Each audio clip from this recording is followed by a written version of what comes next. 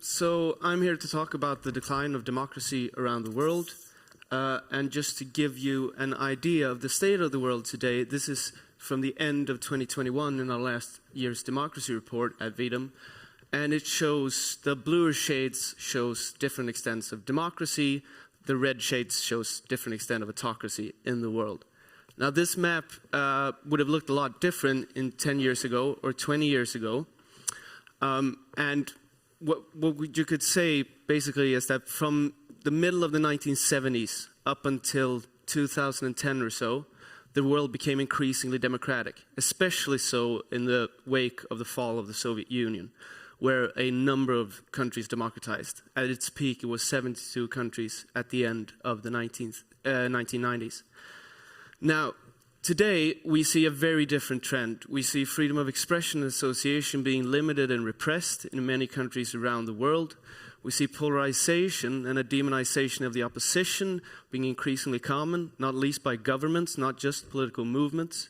We also see disinformation growing, especially with new technological capacities and communication utilities. And in some countries, we also see that this has gone beyond infringing rights and demonizing opponents. They've also, governments that is, started to attack elections and essentially assuring that election cannot no longer be lost. So here is just another idea of the state of the world today. It shows the last 50 years. The red line is the share of the world population living in autocratizing countries. The blue line is the share of people living in democratizing countries. And in 2021, 36% of the world population lives in countries that are becoming less democratic. That is to be compared with 3% who live in countries that are becoming more democratic. These 36% are about 2.8 billion people. And as you see, most of this change occurs in the last 10 years. And for instance, during the 1990s, the pattern was very much reversed.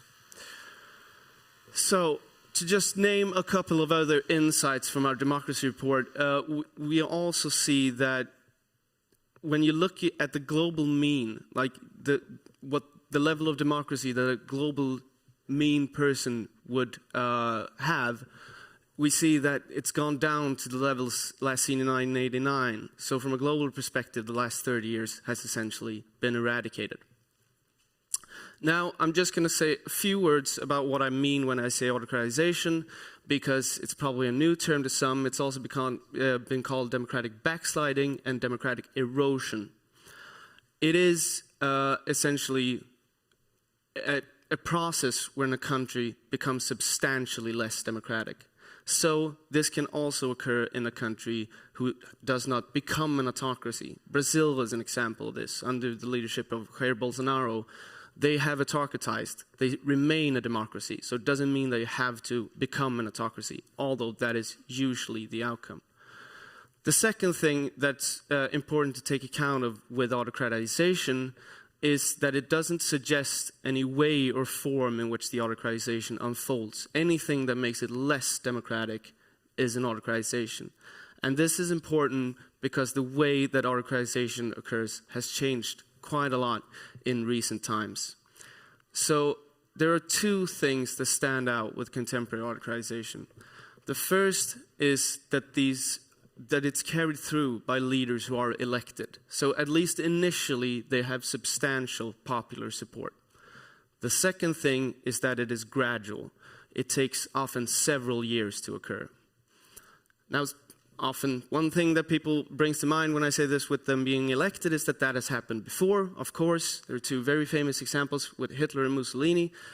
That was rare then. It remained rare up until about 20 years ago, but it still happened. But a big difference is that once they got into power, the autocratization was swift. Democracy was dead as soon as they got hold of power.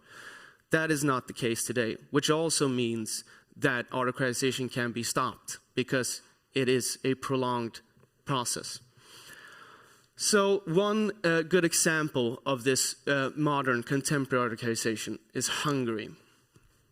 And this shows a graph of the Liberal Democracy Index, which we at VIDM have. It shows 100 years. Right now, you don't have to look at all those 100 years. You can just look at the right-hand side of that graph. And in the last 20 years, you see a substantial decline, right? But it is also fairly slow.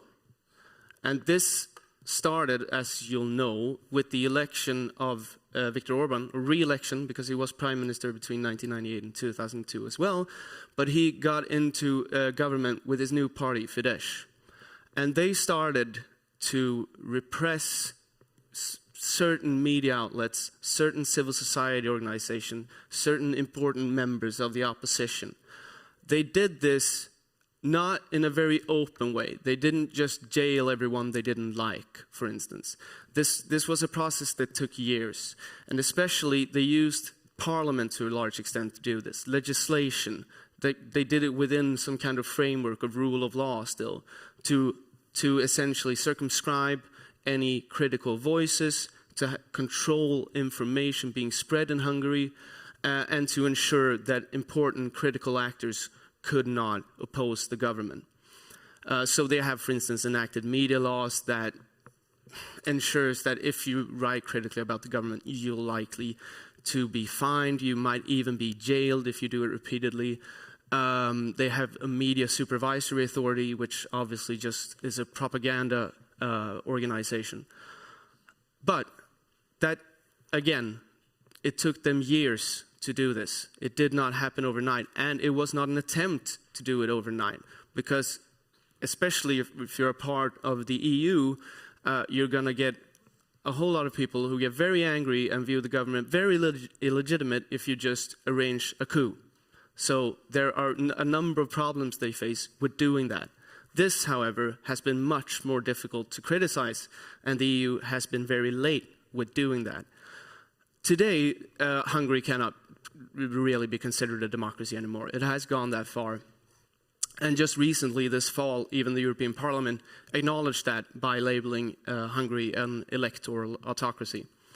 So it took 10 years or so for this process to be fulfilled. And now it's more or less impossible for Orban not to win an election. And this process, which we see in a number of countries in the last years, a number of these 33 countries that are currently autocratizing, we see it in Venezuela, or saw it, that process is finished, so to speak. We saw it in Russia, in the United States, in India, in Poland, in Brazil, in Serbia, Turkey. You can name a bunch of examples. And this is very different from how countries used to autocratize, how they used to cease to be a democracy. The common thing before the end of the Cold War, was either a foreign invasion or a coup. Now, obviously, this ended democracy basically overnight. It just died, and a new leader took place, and often disbanded parliament and things like that as well. They might have fired all the people working in the courts, etc. You basically start a whole new government and regime. And this, two examples that can be used for this to contrast is Chile in 1973. Augusto Pinochet took power via military coup. Another then an example of a foreign invasion is Norway during World War II. So the blue line here is Chile, right? Yes, Chile, thank you. The blue line here is Chile, the green line here is Norway. As you can see, the line just falls off a cliff in 1 year. It is very dissimilar to the way Hungary autocratized. And I think this is very important to keep in mind, because I think that when people think about a country ceasing to be a democracy, we still tend to think about it in this way, that one action or a few actions or events cause a major downfall or a major change in the way that a country is governed, and not least by whom it is governed. So a classic example of this would be, and one well-known example, is Julius Caesar's coup against the Roman Republic, right? Where it's, in the popular narrative, the popular retelling of it, it is the fate of the Roman Republic is sealed by one action. It is Caesar crossing the Rubicon with his army. That is not how autocratization looks today. So as one prominent scholar on democracy, Larry Diamond, his name, has put it, today's autocratizers, it is as if they're crossing Rubicon in a fog. We don't know exactly, we can't pinpoint a single event or a single action that led to this. We cannot say at what point in time they actually crossed over into becoming an autocracy. So it's a very protected, very gradual process, and it is deliberately so. I'll get to that in a minute. Now, we can generally say that this autocratization sequence, this contemporary autocratization sequence, takes place in 3 general steps. The first step, which occurs before the downfall, before any actual autocratization has happened in terms of any media being restricted, any changes in the electoral process, anything like that, before 2010 in Hungary. And that is that you see a growing discontent with the mainstream political parties and to some extent also democracy as a political regime, as the democracy being a legitimate way of ruling. This has, how should I put it? I'll put it like this. Sorry, I lost my train of thought. No, but the thing with it is that you usually see this coming out of, that's the thing that's very difficult to generalize. That was why I stopped. This discontent comes from very different things depending on the country. This is what is difficult to generalize. It can be financial crisis, it can be inequality, it can be migration, it can be changes in communication devices, it can be cultural transformations. This is very difficult to say why specifically that sort of discontent arose in that specific country. There you cannot generalize as easily. But it is usually those types of broader changes over time and very dramatic events, such as the financial crisis can be, that leads to this discontent that's growing. And that discontent can very easily be fueled by outsiders, political movements who are anti-democratic. So, and we've seen this in a number of, for instance, studies with citizen surveys on public opinion, that people are growing more discontent with democracy as a political system. There are more people answering yes to the question of whether they prefer a strong leader who doesn't have to bother with elections related to having a democracy. And also the level is high. It's like, for instance, I think it's 1 in 5 in the US, for instance, and that's completely anti-democratic opinion, right? We also see a number of other indicators that's kind of fits into this narrative. We have a lower level of party identification, lower levels of trust in public institutions, lower level of voter turnout in many countries, and also a larger electoral support for non-mainstream parties. These things in themselves are absolutely not anti-democratic, and there's a number of reasons you could, for instance, lower your trust in public institutions that has nothing to do with you wanting to abandon democracy. But put together with the fact that more people are also having anti-democratic attitudes, and as we'll get to, also more people voting for explicitly anti-democratic parties, many people have kind of connected these things, saying that they're part of the same bigger story. And this brings us to the second step. You have this discontent, right? It has been growing. This is the perfect situation for political outsiders, movements who can come in and kind of channelize all this discontent and blaming all the mainstream parties and winning a lot of support based on that. So these are very often, for that reason, populist parties. And you're aware of this wave of populism. I think everyone has recognized to a large extent. We've seen it in Europe, obviously, but especially in these autocratizing countries, for instance, like Serbia, Turkey, Hungary, India, Brazil. We have populist far-right movements. They're very anti-democratic. They use a narrative and a rhetoric that focuses on certain issues that tend to be divisive. They use polarization and disinformation to fuel this debate and distort it. making it hostile so that you essentially can't have a reasonable public debate anymore. So they focus usually on things like migrants, ethnicity, gender relations, identity issues, things like that. And that kind of bogs down the whole public debate. And also what you get with this is a situation where essentially there's very little that the mainstream political parties can do about this. They get trapped in a situation where either they refuse to kind of reflect their rhetoric and their narrative, but then they seem alienating voters who care about it, or they answer it and then they kind of confirm their worldview. So this has been a major problem for a lot of mainstream political parties.